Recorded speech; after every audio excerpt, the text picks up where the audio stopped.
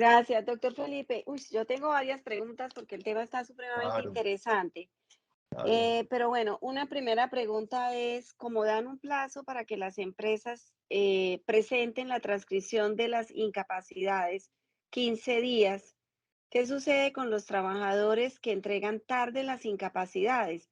Y lo otro que no me quedó claro, en todo caso, durante los primeros 180 días, sigue siendo la empresa quien paga a sus trabajadores la incapacidad y la EPS nos hace el reembolso, ¿sí? Así es, así es. Eso no ha Ajá. cambiado los primeros 180 días a razón de los primeros 90 días al 66, que si el Sí. salario mínimo seguirá siendo el salario mínimo. Si es más del salario mínimo, si nos poner al 66, los segundos 90 días vamos al 50% y también insistiendo en que si es el salario mínimo, tiene que garantizar el salario mínimo. Y si es uno superior, si podemos ir al 50%. Y ya con posterioridad al día 180, o sea, a partir del día 181, ya nos vamos Sí, al... lo paga el fondo de pensiones. Exactamente. Pero, doctor Felipe, ¿y qué pasa con aquellos trabajadores que no nos entregan las incapacidades oportunamente para Yo, alcanzarlas a transcribir? La EPS nos va a rechazar esas incapacidades. Entonces, en nómina, ¿vamos a reportar eso como ausencia injustificada? yo pienso que hay un tema ahí que es el siguiente. Eh, Ese protocolo de entrega de la incapacidad, más ahora que existen herramientas digitales, se puede establecer en el reglamento interno de trabajo. Y si el trabajador, bajo cualquier medio, habiendo tanta herramienta digital, no la hace llegar dentro del plazo estimado, que tiene que ser por lo menos a los 8 días de hacer despedir la incapacidad para que la empresa tenga otros 8 días o a los 3 días por lo menos, se puede también. Se puede sancionar. Obviamente no incapacitado, pero después sí para la sanción, yo pienso, porque es que una cosa es excusar la asistencia al trabajo por la incapacidad y otra circunstancia muy distinta es ya no cumplir los tiempos y los protocolos que se deben seguir para el pago de la incapacidad. Entonces yo pienso que el tema es que lo miremos con calma después y reglamentar es un reglamento interno de trabajo y el que no cumpla con los tiempos puede sancionar, yo pienso.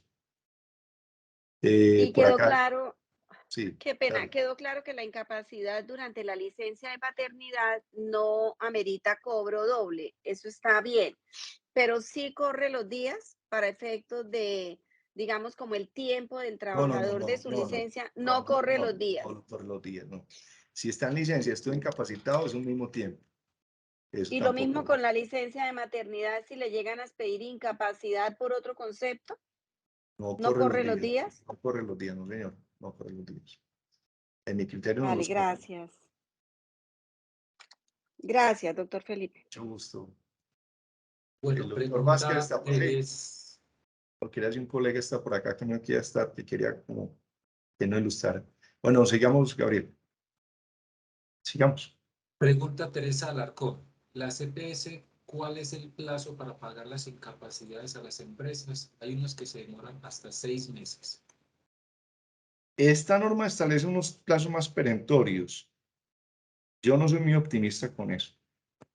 Yo pues ahí vi que como que 15 días, pero la verdad, yo no soy muy optimista con eso. Yo no soy muy optimista. Hay que entregarlas lo más pronto posible y buscar, pues no soy muy optimista con que sean 15 días. No soy muy optimista.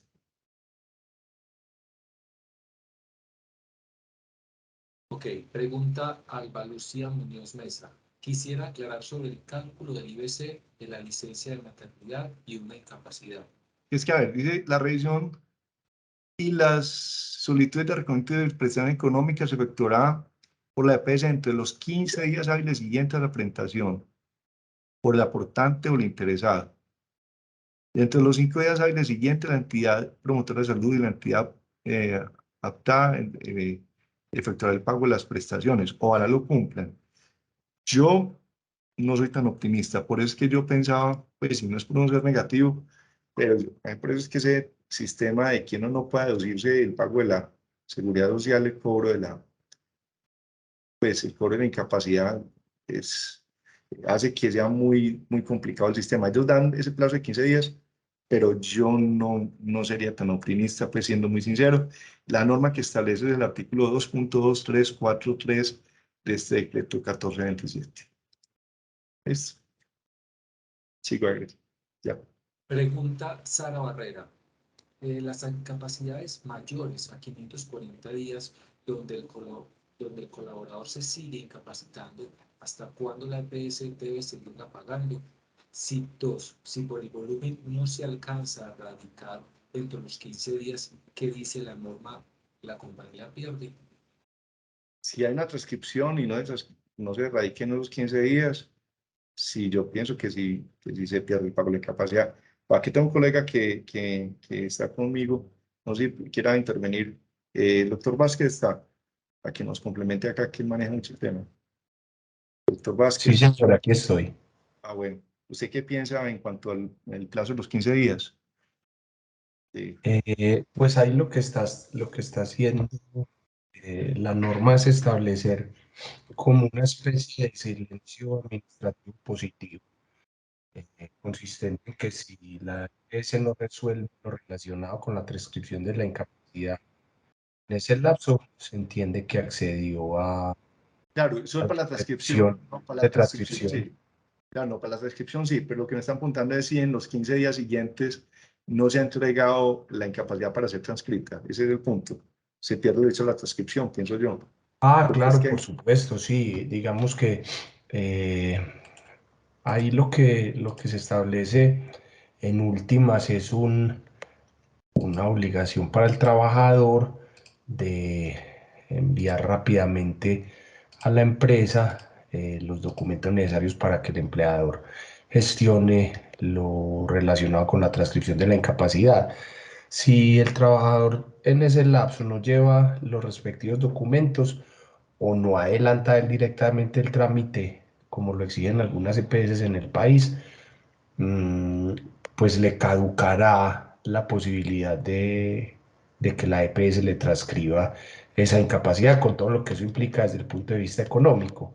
Es decir, el empleador podría decirle al trabajador: usted incumplió la obligación de gestionar rápidamente o traerme rápidamente los documentos necesarios para la transcripción, eh, y en consecuencia, como a mí quien me reembolsa el dinero es la EPS y ya sé que no lo va a hacer porque usted pues trajo tardíamente esa documentación, yo no le voy a pagar a usted el auxilio por incapacidad.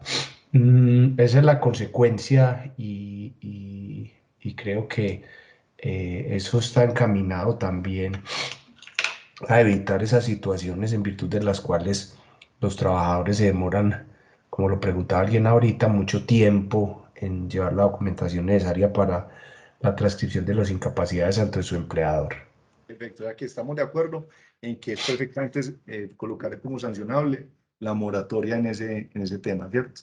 Es un tema que, También, sí, en los reglamentos se podría establecer eh, con toda tranquilidad que es una obligación del trabajador enviar oportunamente ante el empleador los documentos que den cuenta de que se encuentran incapacitado transitoriamente para desempeñar la labor.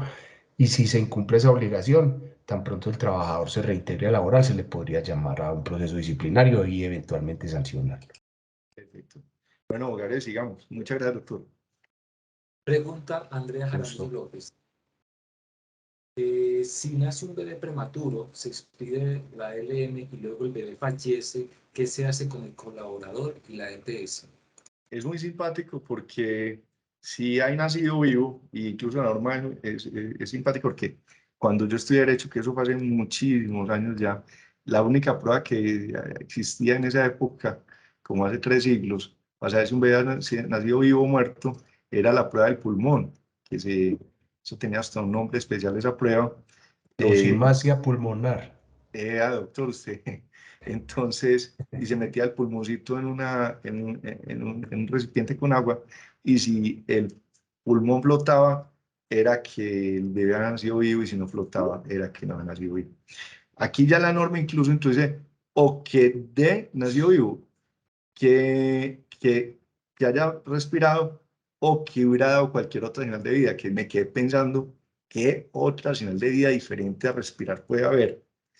No sé, pues simpático el tema porque cualquier otra señal de vida implica necesariamente haber respirado, pues pienso yo. Pero bueno, aquí dice o que haya respirado o que hubiera dado cualquier otra señal de vida. Interesante desde el punto de vista, pues, como de saber cuál sería la otra señal de vida. Si el bebé nació vivo, se causó completamente la licencia. Es muy simpático porque, pues, ese tema yo pienso que sí, ya se causó la prestación y la colaboradora ya tiene derecho a tener toda su licencia de maternidad. Yo pienso pues que en ese mismo caso el papá también la de paternidad. Y digamos que si falleció los 3 días y el papá no le ha tomado, pues yo pienso que siguiendo el mismo planeamiento de la maternidad habría que concedérselo. Que a uno le encuentra como muy poco lógica a eso, pero al doctor, ¿usted qué piensa, doctor Vázquez, en ese asunto? Qué pena que lo estoy poniendo aquí a Tranquilo, opinar. no, pues hombre, sí, la norma es clara en señalar las consecuencias de una situación u otra. Si, si el menor sobrevive siquiera un instante, eh, es decir, nació vivo y luego fallece, pues se causa la licencia completa. Si por lo contrario se trata de un aborto, ahí de lo que habla la norma es de que el médico tratante le expedirá una incapacidad entre 2 y 4 semanas, con la posibilidad de otorgar más tiempo adicional si lo considera pertinente. No, incluso en el caso de la licencia, es muy simpático porque no habla de incapacidad, sino de licencia por aborto. Y sí, hay como una licencia también que ya no es de maternidad, sino de aborto. Especial, sí, Es una licencia correcto. especial, sí, señor. Lo que, sí, hay que tener razón. Lo que dijo la norma es que esa licencia de entre 2 y 4 semanas sin perjuicio de que se le otorguen más días ya por incapacidad. Exactamente, eso. Pero entonces, el tema es, se me ocurre incluso lo siguiente. En ese caso, habría hasta licencia por luto, porque falleció el hijo. De Ya hay acuerdo, un así hijo, es. ya hay un Así hijo. es. Entonces, habría licencia por luto para ambos padres, más la Ajá, licencia de maternidad, más la de paternidad, porque habiendo nacido vivo, ya existiendo en la vida y hay que hacerle hasta sucesión. Eso tiene correcto. todo el efecto jurídico completo. No sé si le Así, queda claro a la persona que hizo la pregunta. Muchas gracias, doctor. con gusto. ¿Sí le queda claro a la persona que hizo la pregunta el tema? Sí, sí, señor, muchas gracias. Alba se retiró ya. Pregunta de Elizabeth Giraldo. A partir del día 541, la EPS retoma el pago de la incapacidad. ¿Con qué IBS calcula el pago? Se sigue después el IBL, ingreso a base de liquidaciones ese, sería el que es con posterioridad a los 90 días, que, pues, que es el de los 50% del salario, garantizando mínimo el mínimo, ¿cierto? Los primeros 90 días son los únicos que pagan las 2/3 partes. Los segundos 90 días son al 50 y en adelante al 50% del salario. Sí, qué pena, yo ahí meto la ¿Sí? cucharada. El IBC, si se pregunta por eso, por ese, mientras la incapacidad eh, sea continua, es decir, los certificados médicos por incapacidad se hayan expedido por el mismo diagnóstico o por uno asociado, y mientras no haya habido una interrupción entre la finalización de una incapacidad y el comienzo de la otra de más de 30 días, se entiende que es una incapacidad continua. Y el IBC es el del mes anterior a la cotización, eh, al momento de salir el trabajador a incapacidad. Entonces, por decir algo, el señor salió a incapacidad en febrero. Su ingreso base de cotización, con base en el cual se liquidaría el auxilio por incapacidad, sería el de enero, que fue con lo que cotizó por última vez al sistema de seguridad social antes de incapacitarse.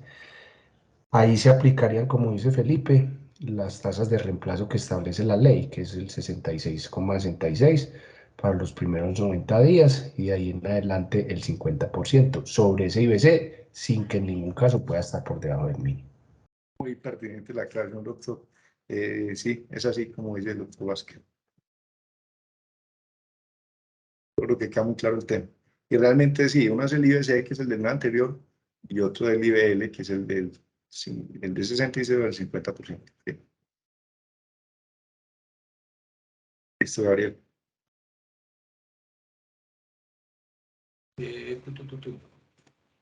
Pregunta María Elisa. Reconocimiento, licencia, maternidad con el IBC del día 1 de la licencia. ¿Cómo se entiende el IBC cuando el salario es variable? Debe tomar el del último año, dice el artículo 228 del Código Laboral. Sin embargo, eso es un dolor de cabeza porque las EPS no hacen eso. Pero se debe tomar, pues en estricto sentido, es el IBC promedio del último año. Y es porque el tema incluso está regulado expresamente por el artículo 28 del Código Civil del Trabajo. No lo hacen así, se toma el del IBC anterior. ¿O usted qué sigue pensando, doctor Vázquez? Ya, yo sigo No, pensando. eso es real lo que vos decís, Felipe. El Código Sustantivo del Trabajo, que fue el que creó esa prestación originalmente, establece, y esa norma sigue vigente, que es obligación, cuando el salario es variable, liquidar esa licencia por maternidad con el salario promedio de los últimos 12 meses anteriores al momento del parto. Pero esto, 236 es el de la licencia de maternidad, el 228 es la incapacidad. Pero bueno, sí, sí entiendo lo que... correcto. Sí. Y, pero lamentablemente las EPS no lo liquidan con el salario promedio. Ellos lo hacen con el ingreso base de cotización, eh, normalmente del mes anterior a que la trabajadora salga a la licencia, y ahora con esta nueva norma, pues con el IBC que tenía al momento de salir a disfrutar de la licencia, y ahí se pueden presentar muchos problemas para los empleadores porque, claro, el empleador liquida en la cuantía correcta el valor de la licencia, la paga por anticipado y después se lleva la sorpresa de que la EPS le reconoce una cifra por debajo de lo que ya pagó. Listo. Pregunta María Elisa. ¿La obligación del trabajador para la entrega oportuna de la incapacidad puede ser registrado y socializado en un procedimiento interno y no necesariamente en el RIT? Pues yo pienso que es mejor ponerlo en el reglamento interno de trabajo si buscamos que pueda haber consecuencias por no hacer el trámite en los términos que establece la ley y no dejar perder la prestación. Como decía el doctor Vázquez ahorita, es posible es posible que incluso el empleador diga que no le va a reconocer el pago de la incapacidad por no haber traído los soportes. ¿Cuál es la dificultad que se presenta? Las empresas generalmente no dejan de pagar el salario a la persona durante el tiempo que no asistió y está haciendo el trámite o no ha llevado los certificados. Habría que ser muy juiciosos, pues, si al que no trajo el certificado el día quinto, ya no le reconoce quincena hasta que no legalice la habitación, lo que es complejo, porque se está afectando el mínimo vital, etcétera, etcétera. Entonces, pues yo diría que casi que dejar pagar, o el día que la paga reintegra, de un llamado de atención, o incluso hasta una eventual suspensión, puede ser más sancionable que darle de pagar a una persona que en teoría por lo menos está incapacitada o que en efecto lo está, pero simplemente no está cumpliendo los procedimientos para el reconocimiento de la prestación y no pagarle el salario. Entonces, se podría incluso dejar de pagar el salario si la persona no hace la legalización, porque lo cierto es que si no hace la legalización de la incapacidad no está incapacitado. Así tenga un certificado que diga eso, hasta que ese certificado no esté avalado por su EPS y por el médico correspondiente de la EPS, no está incapacitado. Entonces, si no lo lleva a tiempo, uno tiene dos opciones: dejar de pagar esos días de trabajo, de salario, porque no asistió a trabajar, valga la redundancia, o pagarlos y después, cuando se reintegre, llamar a descargos y sancionar por la circunstancia. Eso ya lo dejo a criterio de ustedes. En una u en otra circunstancia, yo digo que lo mejor es establecer como como una obligación del trabajador acreditar el certificado de incapacidad, incluso dar a partir de los 2 días siguientes al recontra del mismo, algo así, cualquiera, sea para transcribir o no, ¿cierto?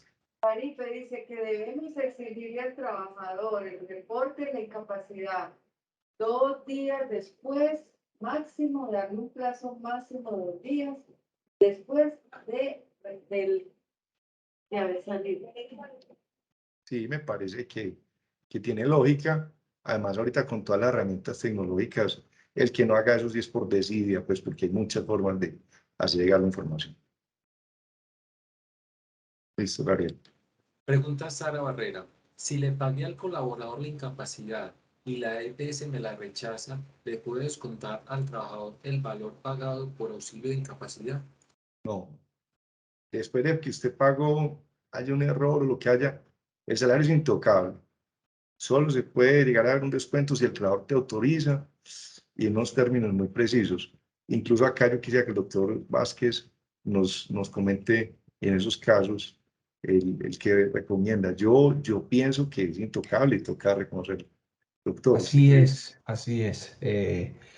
Si ya se efectuó el pago, la empresa no podría, como se dice en el argot popular, tomar justicia por su propia mano y descontar del próximo periodo de pagos lo que pagó por concepto de auxilio por incapacidad, a pesar de que ya sepa que la EPS no transcribió esa incapacidad. Tendría que contar con autorización expresa y por escrito del trabajador o por orden judicial. Por eso es que, digamos, como ese tema se ha vuelto problemático, me refiero al de la transcripción de las incapacidades por parte de algunas EPS. Hay algunas EPS, sin necesidad de entrar a decir sus nombres, que tienen una política según la cual no transcriben nada que venga por fuera de su red de médicos. Mm, por eso es tan importante ser cautelosos con el pago. Eh, si a la empresa le llega los documentos que dan cuenta de una incapacidad que debe ser transcrita, lo ideal sería pagar el auxilio por incapacidad cuando ya la EPS haya efectuado la respectiva transcripción. Incluso hay eventos en los que esas EPS no transcriben la misma cantidad de días que otorgó el médico que inicialmente auscultó al trabajador. Entonces, mm, ahí cobra nuevamente sentido esa medida.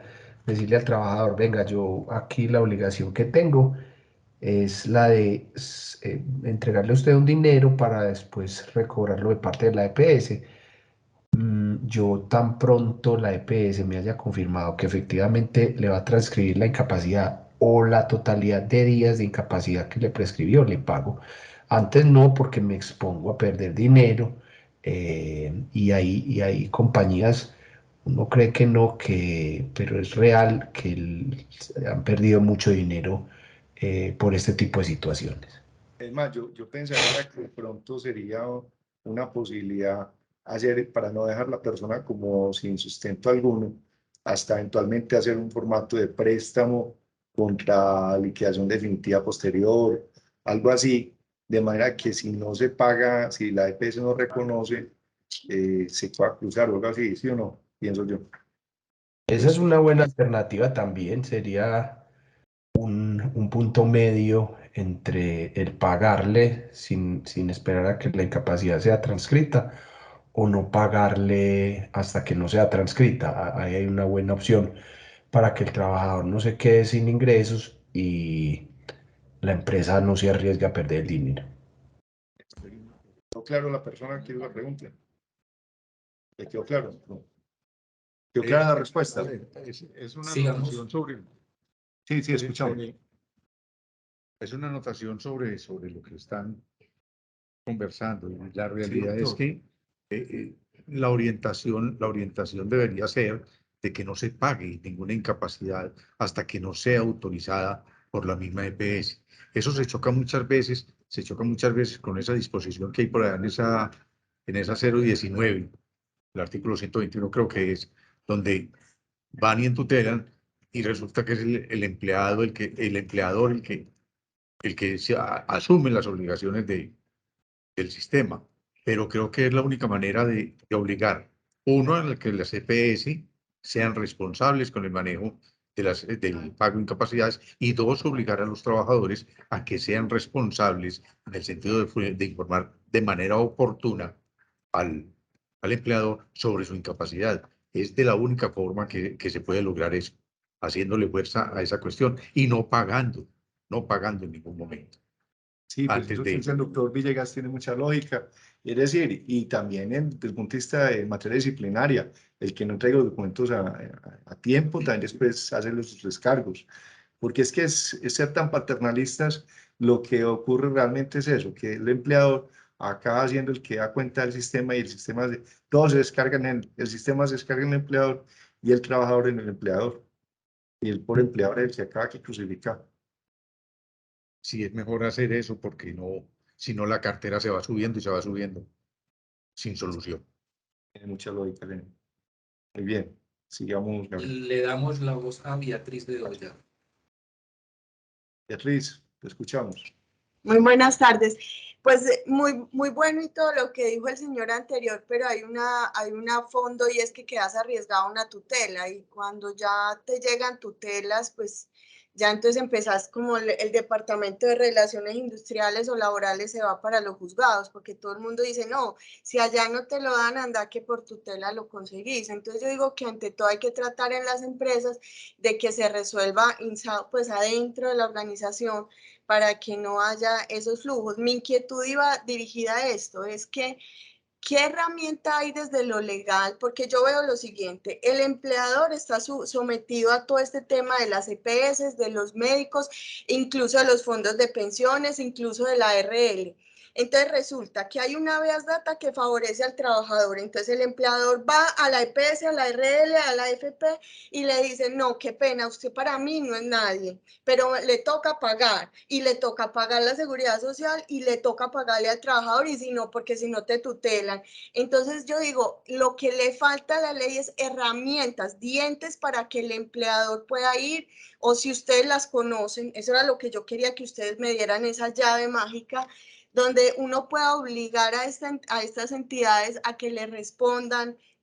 A veces responden, pero responden con cartas profundas pro forma que no responden de fondo, ¿cierto? Eso ya lo conocemos. Pero es eso, o sea, es muy complejo. ¿Qué hay ahí para el empleador en esa interlocución con las entidades de seguridad social? A ver, Beatriz, yo pienso varias cosas. Primero, en relación pues con lo que decías, pues sí, es decir, es un complique porque hay que ponerle como orden al tema. Desde el punto de vista, es bueno también estar presente, no ser alcahuetas, pero también entendiendo tu posición. Entonces eso es complejo, muy complejo. Eso, mucho hay que buscar un justo medio, entendiendo lo que dice el doctor Villegas, que de pronto la gente cuando le tocan el bolsillo es que sí se pellizca y sí se mueve a que si no te no van a pagar y entonces si le pagamos, pero entonces muévase, traiga el certificado de incapacidad, muévase y acredite por los documentos que necesitamos, ¿cierto? Ya en el segundo punto, es cierto lo que tú dices, esa verdad te impide que uno acceda a la historia clínica del trabajador, a la epicrisis, etcétera, etcétera. Además lo entregan a uno ni lo puede archivar, eso es un complique porque se supone que en la empresa no hay archivos de historias clínicas del trabajador, ni mucho menos ni nada cosas. Entonces, lo otro que sigue es ya, ¿qué puede hacer? Esta disposición tiene un nuevo mecanismo que es el sistema que les mencionaba, que es un sistema digital que va a estar en línea, que suponemos que el sistema también va a permitir que el trabajador gestione personal y exclusivamente la transcripción. Y ahí viene otra vez, ya él tiene la herramienta para que no sea que es que tengo que ir a una parte ni a otra, que además aún así debería ir, pero el problema es también darle permiso para que vaya y haga la vuelta a presencia física, sino que digitalmente él puede hacer esa vuelta, de solicitar la transcripción. Eso yo creo que nos va a ayudar en el tema de las transcripciones. Ahora, vimos que la norma establece pues un término perentorio de 15 días para el pago de las prestaciones. Se lo mencionaba ahorita, que realmente pues ese es el plazo para pagar las prestaciones. Pues esperemos que lo cumplan, pero no es tan sencillo pues porque sabemos que esos plazos muchas veces se quedan en el papel, ¿cierto? Según dice aquí la norma, el plazo se hará entre los 15 días hábiles siguientes a su presentación. Yo, pues, 15 días hábiles siguientes son menos 40 días, porque acuerden que hay que sacar los festivos y solo se cuenta de lunes a viernes. Entonces son más de 15 días, son un mes y pico largo. Entonces, en ese orden de ideas, Beatriz, llenémonos de optimismo y que algún día eso va a funcionar mejor, pero no demasiadas ilusiones. Yo no me haría demasiadas ilusiones tampoco. Doctor Carlos, ¿usted quisiera decir algo más que luego con la mano levantada? Doctor Villegas. No, señor, no, Ah, no. bueno, si Qué es que le pena quedó con la usted. mano, no, tranquilos. Beatriz, la llave mágica es poner a la gente a que llegue los soporte a tiempo y mandar todo a tiempo a la EPS y acosar con la Superintendencia de Salud, es lo único. Y obviamente ese término perentorio que dio la norma sí es muy, pues, es más ágiles. Ya dijo, en 15 días hábiles deben estarse haciendo los recontos de estas prestaciones. Vamos a ver si los cumplen. Lo que pasa es que, como les dije, 15 días hábiles son realmente como 40 días. Y nunca van a hacer eso, van a alegar por una cantidad de cosas. Entonces, complejo, o sea, llaves mágicas ojalá las tengamos, ¿no? No hay. Pero lo que sí se puede reglamentar el tema con sanciones para que no llegue oportunamente los documentos que permitan el cobro de incapacidad. O se puede y eso ayuda. Y sin duda ayuda a decirle un poquito a la gente, si usted no me trae los documentos, yo no puedo reconocerle tampoco. Ah, que ande tutelar y defendámonos ante el juez. Y dice, no, qué pena, señor juez, es que si él no me trae los documentos, yo no puedo reconocer. Lo que pasa es que así ha llegado los documentos para que yo pueda hacer el cobro. Ahí sí ya el trabajo se entiende, el tema que hace en cabeza de la empresa y en la que tiene que luchar con la EPS para que le pague. Beatriz, ¿te queda por lo menos claro el tema desde la perspectiva que te acabo de mencionar? Sí, no, muchas gracias. Consulta Brigitte Sánchez. Cuando hay una licencia de maternidad y paternidad y una licencia de luto, ¿prevalece la licencia de paternidad y maternidad o cómo se registran todos si estos se traslapan? No, pues la licencia de luto interrumpe cualquier licencia o incapacidad. Entonces, casi que si nació vivo el bebé y falleció, los primeros días serían de licencia de luto y posteriormente empezaría, ahí sí, no simultáneamente, sino que se corren, así se corren los días, empieza a contar la licencia de maternidad y paternidad respectivamente.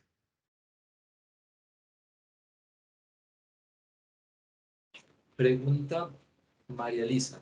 El IBC de la incapacidad de origen común es sobre el mes anterior. Esto continúa igual. Sin embargo, las EPS toman regularmente es el IBC de la última planilla pagada. Es decir, que si la incapacidad se da en los primeros días del mes y aún no se han pagado los aportes, toman ese IBC del mes tras anterior. En este caso, entonces, la empresa puede reclamar el ajuste al mes inmediatamente siguiente al inicio de la incapacidad. Sí, de hecho, la norma establece la posibilidad de que se hagan esos ajustes siempre y cuando estén debidamente soportados. Es más, pongamos otro caso. Hubo unas horas extras o unas comisiones que al empleado no se le pagaron en su oportunidad y se va a modificar la planilla, están debidamente soportadas y se pagaron y se corrigió la planilla, deben hacer los ajustes de las prestaciones pagadas sobre esa planilla con base en ese cambio que se hizo siempre y cuando esté soportado. Pregunta Sandra Canes.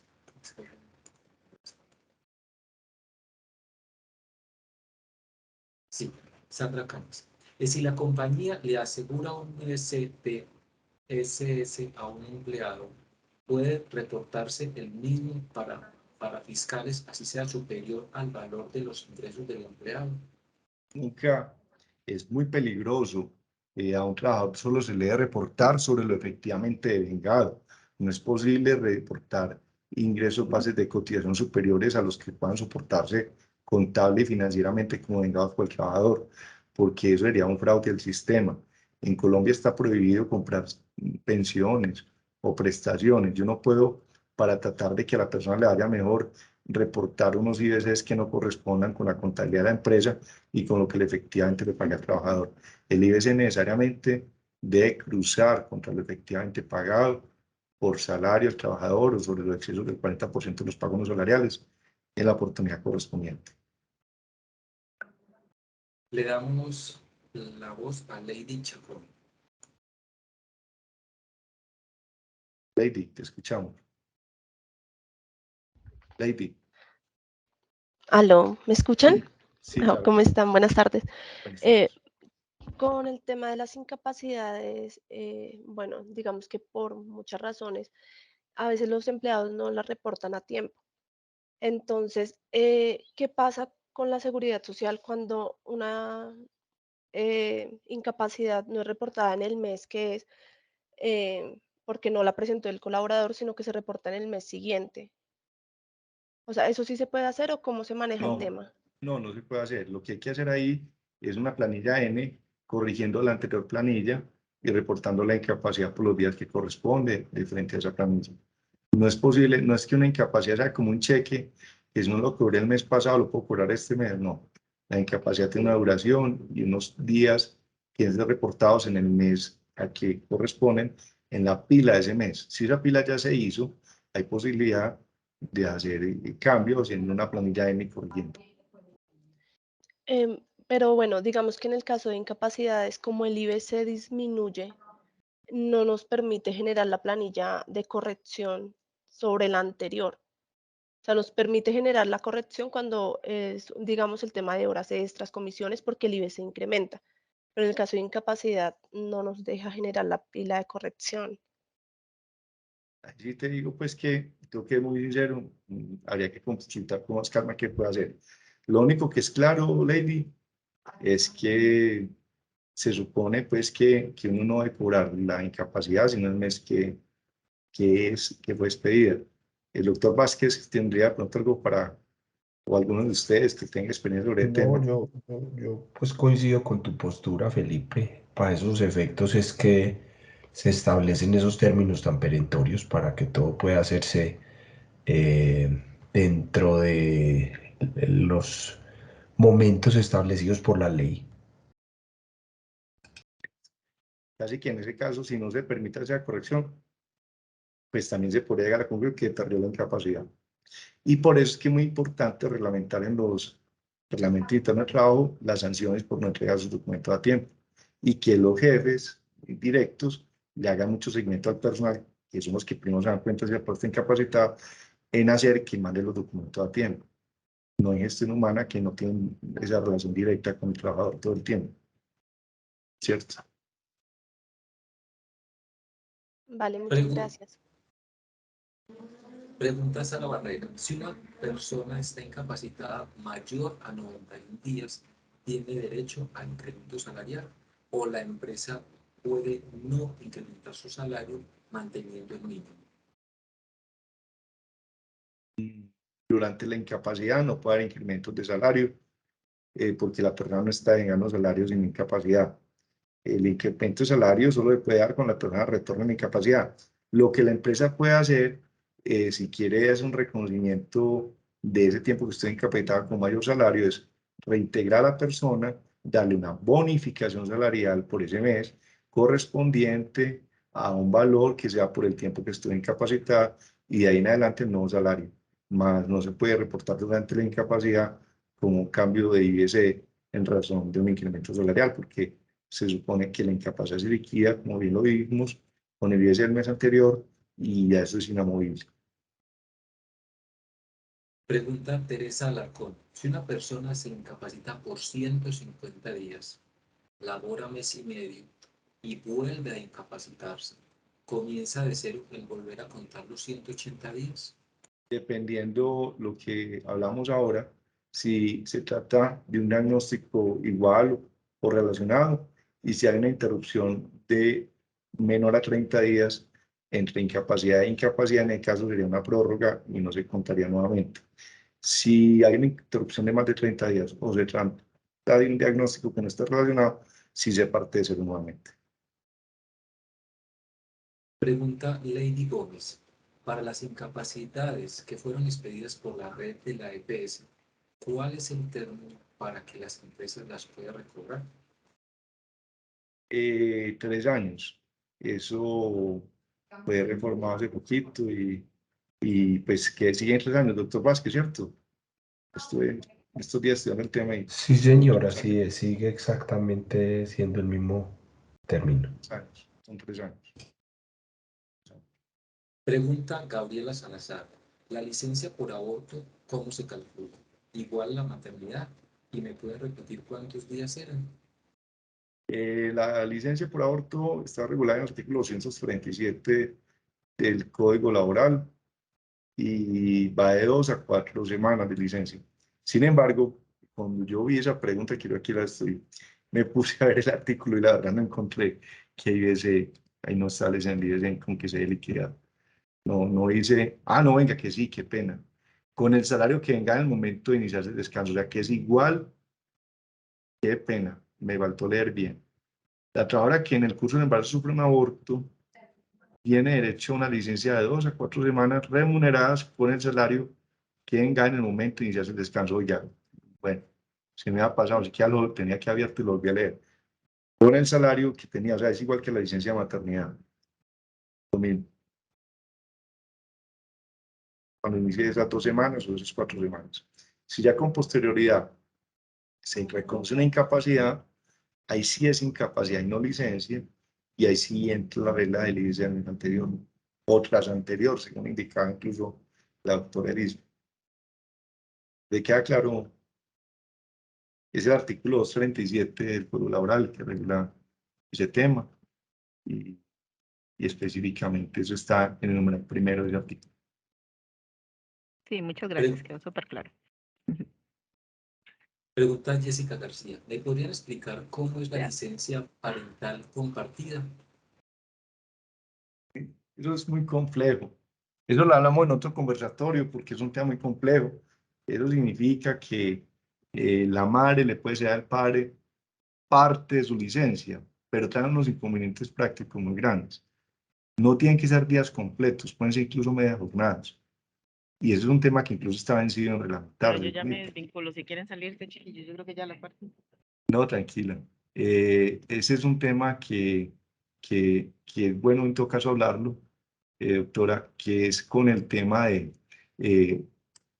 está el 30 de junio el plazo para reglamentar esa norma, no ha salido la reglamentación y va a ser complejo porque es que vaya a ver cómo va a pagar usted media licencia al padre, media licencia a la madre, cómo le da recursos a las empresas. O sea, el tema no es fácil, pero básicamente la licencia parental compartida, en esencia, consiste en eso, en que la madre le puede ceder parte de su licencia al padre. ¿Cuántas semanas es que son? Así que claro, no recuerdo exactamente cuántas semanas le Las puede, últimas 6. las últimas 6 semanas. Las Pero es últimas un 6 de tema las 18. de las 18, pero pueden cederse no totalmente, sino parcialmente y parcialmente incluso de manera simultánea para que los dos disfruten a tiempo. Es así, doctor, ¿cierto? Así es, existe la opción de que le sea media jornada para que la trabajadora trabaje media jornada y el padre la otra media. Así es. Pero esperemos que sea reglamentado el tema, todavía no ha sido reglamentado. Pregunta Andrea Jaramillo. ¿Me recuerdan, por favor, cuánto tiempo tienen las empresas para cobrar las incapacidades y cuánto tiempo las empresas para pagarlas? Tienen 3 años para cobrarlas y las EPS tienen 15 días hábiles desde que se presenta la solicitud. 15 días hábiles consiste en no contar festivos y generalmente tampoco los sábados, porque si uno trabaja en la entidad los sábados, la parte administrativa, ese día no tendría en cuenta. Entonces son 3 años los que tienen para cobrarlas y 15 días para que 15 días hábiles para que se haga el reembolso. Pregunta Diana Marcela Valencia. Espérese, qué pena, excepto en los casos de transcripción, en cuyo caso, cuando son transcripciones, si hay 15 días para hacer llegar la incapacidad que desea transcribirse a la EPS, ahí sí no son 3 años, sino 15 días para hacer llegar la incapacidad cuando son transcripciones, ¿cierto? Ya. Listo. Pregunta Diana Marcela Valencia. ¿Se pueden descontar las incapacidades particulares por estética, odontológicas, etcétera? No se pueden, hay norma expresa, lo estamos viendo. Los tratamientos estéticos no se pueden descontar como incapacidades. Y cuando son estéticos, no sé, pues no cuando son reconstructivos, porque hay tratamientos estéticos reconstructivos que sí se pueden, ¿cierto? pero el artículo 2.3.7.3 de este decreto 1427 dice que no habrá lugar al reconocimiento de la incapacidad cuando la incapacidad se origine con tratamientos estéticos y o sus complicaciones. Y también cuando se trate de tratamientos que no tienen como un aval científico, que es lo que dice el artículo 15 de la ley 1751/2015. Pero básicamente estamos en tratamientos estéticos, eso no da lugar a incapacidad. Pregunta María Elisa. Cuando son incapacidades por SOAT, si el trabajador no aporta SOAT, algunas EPS están negando el reconocimiento de la incapacidad. También si no aportan el FULIP, documento que debe realizar la clínica y casi nunca lo hace. ¿Qué hacer al respecto para que la EPS reembolse el valor de incapacidad?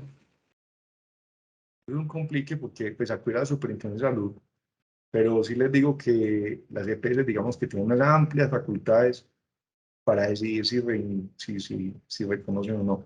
Eso es según el procedimiento que tenga casi cada EPS. Yo espero que eso sería una cosa muy buena para el sistema, que pongan unas reglas más uniformes, porque actualmente, como le decía ahorita el colega, hay EPS que tienen reglas muy asímiles, muy diferentes a las demás, y hay unas que sí son muy juiciosas, otras no, otras ponen unos requisitos, otras ponen otros, eso digo en cada EPS. Conclusión, lo importante es que haya transcripción de la incapacidad, más allá de que exista o no un SOAT. El SOAT no es relevante, lo relevante es que haya una patología que ha sido así descrita por un médico registrado en ese registro único de talento de salud y que el trabajo la lleve dentro de los 15 días para que la empresa la pueda llegar a la EPS y la EPS decida si mira al trabajador o si no, pues tiene que pagarlo. No pueden exigir un SOAT, eso no es un requisito de ley y la norma no lo establece. Pregunta Cristian Fernando Silva. No me quedó claro algo. Si el trabajador me entrega la incapacidad ya transcrita, ¿puedo no hacer el reconocimiento de ese pago en la nómina teniendo en cuenta que al no realizar todo el proceso de transcripción no se tiene en cuenta que estuvo incapacitado? Así es, técnicamente así es. Si él no le entrega a usted el documento de incapacidad para que usted haga la transcripción correspondiente, le tiene que entregar la incapacidad emitida por el médico que no está en la red de la EPS, con la epicrisis o el resumen o la historia clínica, para que usted a su vez se la haga llegar a la EPS, para que la EPS mire si quiere hablar nuevamente al paciente, y si no ha resuelto en 8 días ni lo uno ni lo otro y se queda callada, le toca pagarla. Y si quiere mirar al paciente y va a negarle el pago de la incapacidad o que sean menos días, pues tendrá que dar unos argumentos. Pero si no le entregan ningún soporte, usted perfectamente puede decir, usted para mí no está incapacitado y puede no pagarlo. Técnicamente es así, técnicamente es así. Ahora que eso tiene una cantidad de situaciones complejas, que son las tutelas, el menú vital, bueno, pero técnicamente si el trabajador no llega a sus documentos, no está incapacitado y técnicamente usted no tiene por qué pagar días que no están soportados en una incapacidad. Y no cualquier certificado médico es una incapacidad, no tengamos en cuenta. Incapacidad desde el punto de vista legal y laboral es única y exclusivamente aquel que proviene del médico de la EPS a la que está afiliado el trabajador. Pregunta María Lisa. ¿La plataforma a la que se hace mención ya está funcionando? Pues que ese decreto fue expedido ahorita el 29 de julio. Hay EPS que tienen unos sistemas que sí funcionan para que los trabajadores puedan hacer las transcripciones y hay otras que no.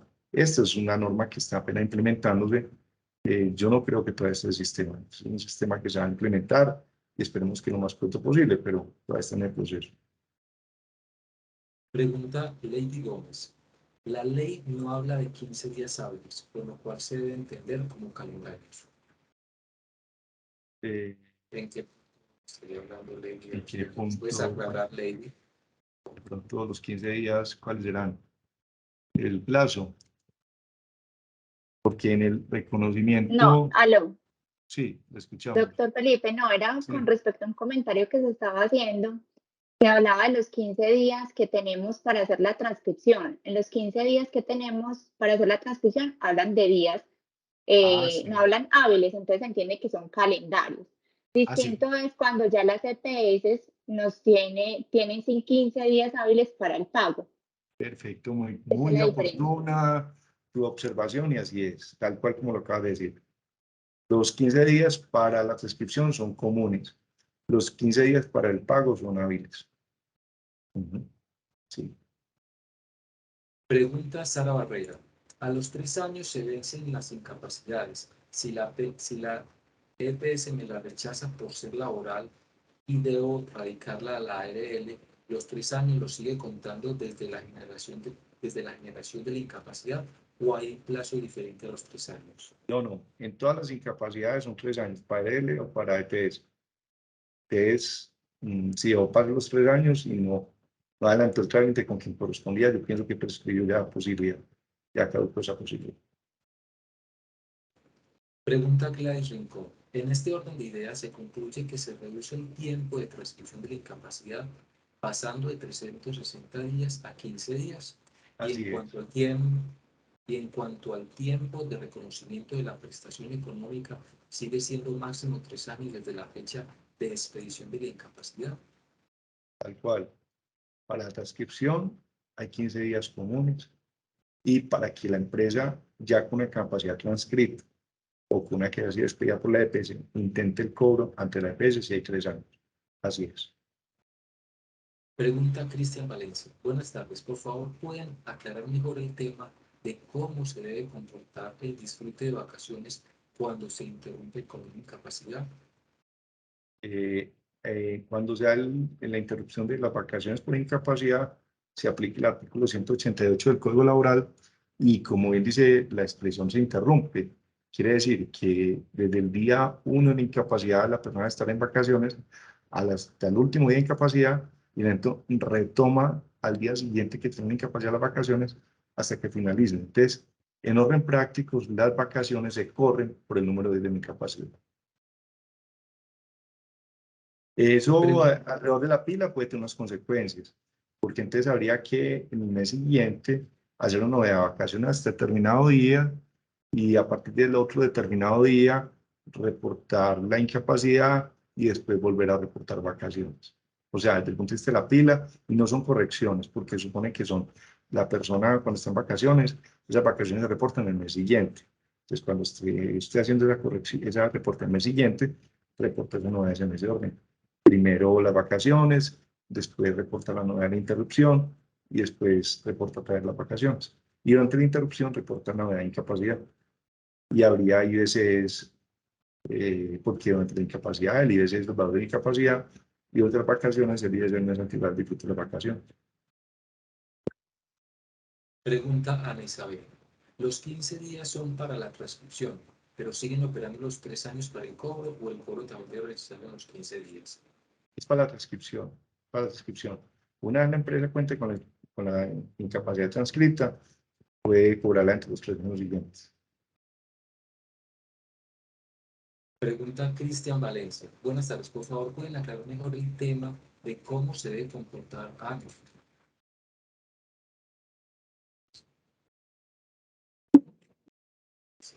Pregunta Brigitte Sánchez. Tengo una duda. Si la persona cumple los 180 días, ¿se le suspende el pago del auxilio inmediatamente por incapacidad para que el colaborador realice el trámite de la AFP? ¿Se debe realizar alguna notificación al colaborador, ya que la compañía no le generará más el auxilio? ¿Es obligatorio por parte del empleador o no? Yo pienso que sí se debe informar previamente al colaborador, más o menos en un mes, con antelación o mínimo 15 días, diciéndole que ya llega a 180 días y que a partir del día 180 debe acudir, pues, y con antelación incluso ir a la EPS, que la EPS tiene el deber de acompañamiento para que juntos, digamos, acudan al fondo de pensiones a solicitar el cobro de esa incapacidad. En principio, el fondo hay que elegir directamente al trabajador y así ha sido la costumbre.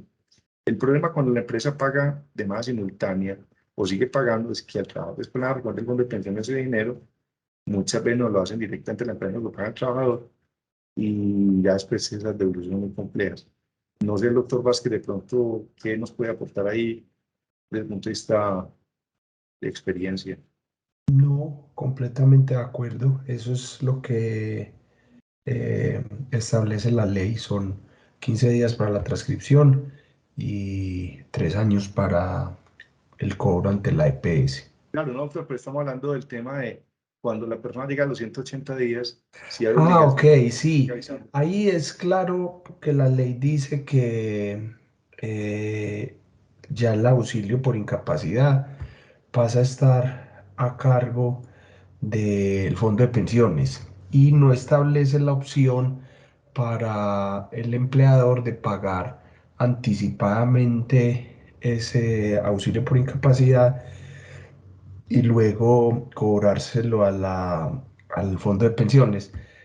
Hay algunos fondos que autorizan que el pago, que el dinero producto del auxilio por incapacidad se lo gire al empleador, otorgando al trabajador poder para eso. Entonces lo que hacen algunas empresas es que otorgan un préstamo al trabajador por concepto de auxilio por incapacidad y establecen que el valor que el trabajador recibe, pudiera recibir por concepto de auxilio por incapacidad de parte del fondo, sería para saldar esa deuda.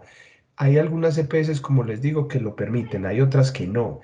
Eh, Podría buscarse esas alternativas como para no poner al trabajador, sobre todo si está muy enfermo, adelantar esas gestiones ante el fondo de pensiones, pero la recomendación es que averigüen antes de si el fondo acepta girar el dinero al empleador mediante autorización expresa del trabajador. Perfecto. ¿De qué resulta la pregunta? ¿Quién la formuló? Continuemos. Pregunta Francis Roldán. Buenas tardes. No me quedó claro el tema de la incapacidad con licencia por luto. ¿Qué se debe mover la incapacidad? ¿Pueden indicarnos la norma que lo indica? Gracias. Adicionalmente, se presentó una situación de licencia por maternidad con unos días de incapacidad de forma simultánea. ¿Esto debe tener algún tratamiento especial? Muchas gracias. Bueno, lo primero que ha dicho que cuando es simultáneamente incapacidad y licencia, se va únicamente a acusar la prestación de la licencia, no la incapacidad, es la que tiene un cobro mayor, un costo mayor a favor del trabajador. No es que se paguen dos prestaciones, es una sola. Y lo segundo, la licencia por luto establece expresamente que interrumpe las incapacidades u otras licencias. En esos orden de ideas, cuando alguien tenga una licencia por luto, así lo dijo el concepto del Ministerio de Trabajo 113968-2009, entonces, cuando hay licencia por luto, se interrumpe la incapacidad, digamos que se corren los días de ingreso, porque ahí sí no hay un disfrute simultáneo de incapacidad y licencia por luto, o está la una o la otra, no están las dos. Entonces, ese orden de ideas toca, pues en la práctica, ¿qué ocurre? Cuando alguien tiene una licencia de luto, está uno incapacitado, simplemente su ingreso se corre los días de la licencia de luto. Es el número de días. El número de días. Pregunta Es para así. Porque reportar novedad de que incapacidad que está en licencia por luto es complejo. Yo lo que haría es que retrasar el ingreso del trabajador esos 5 días. Listo. Pregunta Elian Joana Gómez. Las incapacidades que la empresa pagó y nos fueron rechazadas por ser particular, ¿las puede descontar el trabajador? No, ya lo hemos dicho varias veces y queda claro que la empresa no puede descontarle nunca al trabajador dineros que le haya pagado, si a menos que él autorice. Si él no autoriza, no se puede descontar. Por favor, silenciarlo. Gabriel, silencia, por favor. Gabriel, silenciemos. No veo quién está. Por favor, silencia el micrófono. Ya. Listo. Pregunta Elena Joana Gómez. Buenas tardes. Cuando las incapacidades las rechazan porque el médico no está inscrito en el red PULS o la incapacidad no trae el número de cédula, ¿qué alternativa se tiene para lograr el reconocimiento? Si está dentro del término, hacer corregir esa situación.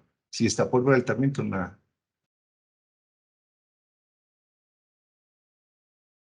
Ya se perdió. Bueno, ya estas son las preguntas. Si alguien más tiene alguna Bien. reserva, Quedamos a disposición. Si alguien tiene alguna otra pregunta, había voz, bien pueda intervenga. A mí me parece que ha sido muy fructífera la charla, muy interesante. Una de las características que me parecen más importantes de estos conversatorios es que no es una charla magistral, sino que aquí todos aportamos experiencias, opiniones y conocimiento. Eso es un enriquecedor y digamos que es lo que hace más interesante la charla. Entonces, pues si alguien más quiere hacer un comentario, si alguien quiere hacer alguna observación, bienvenido. Y muchas gracias pues por su asistencia. Yo pienso que fue de muy buena acogida esta charla y todos aprendimos mucho, incluido yo. ¿Quién quiera comentar algo? Sara Barrera de la Te escuchamos. Somos todos oídos. Sara. Sara. Sara. Doctor Felipe, muchas gracias. Que estén muy bien. Con mucho gusto, doctor Villegas. Sara, te escuchamos. Sara Barrera Clavijo, ¿quieres decir algo? Levantaste la mano. Por lo visto, como que le quedó levantada la mano. Que no, sí, Sara está haciendo mucho. Puedes poner un micrófono activo. Escuchamos.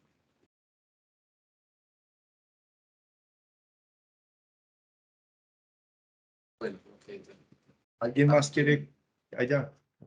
Edgar, te escuchamos. Buenas tardes. Tardes, cuéntenos. Bueno, una pregunta referente al reconocimiento económico de las incapacidades en aprendices. ¿Cuál es el correcto proceder o cuál es la mejor manera o la mejor práctica para el reconocimiento económico de las incapacidades en aprendices? Bueno, ahí viene muy buena pregunta, Edgar. Déjemela hasta ahí nomás. Le tengo la persona. Doctor Vázquez, venga, despáchese, hombre. Es un tema que hemos estudiado mucho. Pues miren, ahí hay una dificultad con algunas EPS porque, digamos, ellos tienen una convicción íntima en el sentido que el propósito de la incapacidad es posibilitarle al trabajador unos recursos que reemplacen el salario, es decir, una cifra con la que pueda subvenir sus necesidades básicas y las de su familia, si es que la tiene mientras no pueda trabajar y por ende percibir salario.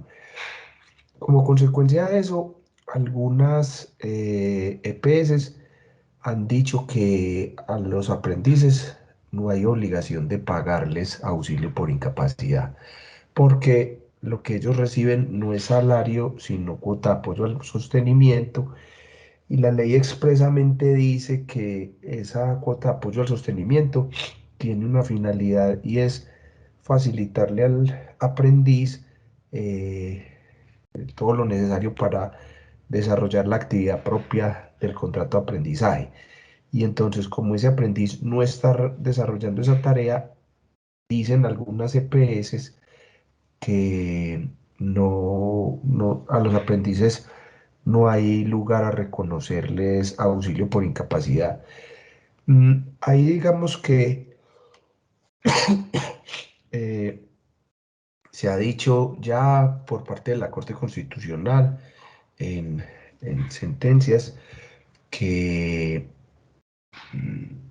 esa postura de las EPS no es válida porque al final pues el aprendiz también necesita una fuente de ingresos con las que pues satisfacer sus necesidades básicas y las de su grupo familiar, y vía tutela pues algunos aprendices han logrado que el juez constitucional ordene el pago de ese auxilio por incapacidad. Ahí lo que habría que hacer sería una de dos cosas: o esperar a que la EPS apruebe la incapacidad y apenas la apruebe, desembolsar la empresa patrocinadora directamente y luego esperar a que le reembolsen el dinero. O la otra opción es pagarle a la persona y decirle, pero tiene que interponer una acción de tutela para que el juez constitucional ordene el pago de ese dinero y eso me lo devuelve a mí. Sí, es decir, es complejo el tema, doctor Edgar, porque resulta que, como básicamente lo que decía el colega, como los aprendices, incluso por disposición de la ley 789, no devengan salario, ellos nunca van a salario, así pues está, ahora está la ley. Entonces la EPS dice, no, es que esto es para el reconocimiento del salario. Lo que pasa es que no resulta justo porque igual ellos son cotizantes y cotizan sobre el mínimo. El otro tema es, como actualmente el pago de la cuota mensual de sostenimiento es inferior al mínimo, que si entonces debe ser por el mínimo, sí. Si llegan a haber reconocimiento de incapacidad, no puede ser por el 75% del mínimo, debe ser sobre el mínimo, que es la base de aportes. Y en ese caso, incluso, digamos que el aprendiz podría eventualmente ganar más incapacitado que yendo a su pasantía o a su práctica laboral, digámoslo así, que en esa parte del contrato de aprendizaje donde ya está haciendo su práctica. En primer lugar, entonces sería que la EPS reconozca esa incapacidad, no porque trate uno de salario, sino porque él es un cotizante activo. Y un cotizante activo que está incapacitado, que está dejando de tener el reconocimiento de la cuota mensual de sostenimiento en virtud de su incapacidad. Y en segundo lugar, esa cuota mensual de sostenimiento, en este momento por lo menos, es inferior al salario mínimo. Eso no significa que la incapacidad vaya a ser inferior al salario mínimo, porque su base de aportes es el salario mínimo y de proceder, como poníamos nosotros, proceder el pago de la incapacidad es sobre el salario mínimo. Doctor Edgar, ¿le queda claro el tema? Sí, sí, señor, muchísimas gracias. Y Listo. hay otra pregunta.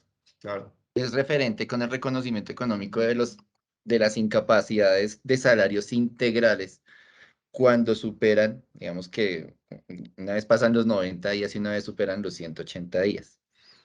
El factor prestacional se le debe continuar pagando de manera normal a ellos, independiente, así después del día 180 Sí, se le señor. suspenda el pago. Sí, señor, sí, porque el factor prestacional es ese factor prestacional que incluso está a cargo directo del empleador y no de la entidad de seguridad social, que así eso lo reconoce sobre el 70%, ¿cierto? Y el factor prestacional, si quiere, Edgar nos escribe, yo le mando la sentencia de la Corte en ese sentido. Es una obligación que la Corte no es que el factor prestacional nada que ver con la incapacidad y se causa con la sola existencia del vínculo laboral y de que el trabajador gane salario integral. Y no se pierde por eso que el trabajador está incapacitado en la misma cuantía. ¿Y en cuál cuantía? En la del salario integral. ¿Estamos? Sí, señor. Para tener claro, digamos que la parte del factor prestacional, por ejemplo, en una parte de la norma dice que pues el mínimo integral se saca teniendo en cuenta 10 salarios mínimos más el 30%. Ahí digamos que se tienen los 13 millones actualmente. La base del factor prestacional se tiene en cuenta es con ese 30% adicional o sobre los 13 millones, calculo el 30% que son bases diferentes. No, pues es que el factor prestacional es ese 30% de los 10, o sea, esos 3 millones de los 13 millones es el factor prestacional, ¿cierto? Sí. Entonces, porque si no, quedaría un factor prestacional sobre otro factor prestacional. El factor prestacional son los 3 millones de los 13, no el 30% de los 13, porque quedaría dos veces calcular el factor prestacional. ¿Sí me explico? Sí, sí, señor. Muchísimas gracias. Sara Barrera, ahora digitó la pregunta, pero creo que es esta que hizo Edward. ¿Nos puede confirmar, Sara? Sara, ¿quieres hacer la pregunta yo a vos? Yo te la menciono. ¿Alguien ha manejado el pago de prestaciones sociales de un salario integral cuando la incapacidad supera los 180 días? Entendemos que se debe seguir reconociendo, pero si no estoy pagando nada, ¿cómo manejo esa es la carga prestacional del 30% de Bueno, yo he entendido la pregunta. Si está en- ya entendí lo que quiere decir. No, primero, los salarios integrales no tienen prestaciones sociales. El empleado con salario integral únicamente gana vacaciones. Las vacaciones se pueden liquidar durante la incapacidad, aunque tenga la finalización del contrato en dinero o finalizada la incapacidad, ya pagarlas en tiempo. Lo único que sí hay lugar a liquidar durante la incapacidad en los salarios integrales es el factor prestacional, que es el tema que estamos viendo ahorita con Edgar, y que se tiene que seguir liquidando sobre el factor prestacional del trabajador y durante el tiempo que la incapacidad. Ese factor prestacional es inamovible, se calcula eso en relación con el salario, no con la incapacidad, y está a cargo del empleador. Yo creo que queda resuelto. Listo, no tenemos más consultas. Muy bien, muchas gracias a todos por su presencia. Yo espero que haya sido gratificante para ustedes la charla. Creo que todos, les insisto, a mí me pareció muy útil, muy importante los aportes que ustedes hicieron, muy pertinentes todos. Y bueno, muchas gracias por haber acogido nuestra invitación. Estamos en contacto y prontamente los estaremos convocando a más conversatorios. Esperemos que estén reglamentados otros temas como licencia parental compartida. Muy posiblemente volvemos a hablar del tema nómina electrónica, que es bien complejo. Ahí estaremos con varios temas en los conversatorios y bueno, y estamos pues atentos a sus inquietudes. Muchas gracias por su asistencia y que tengan una feliz tarde. Hasta luego.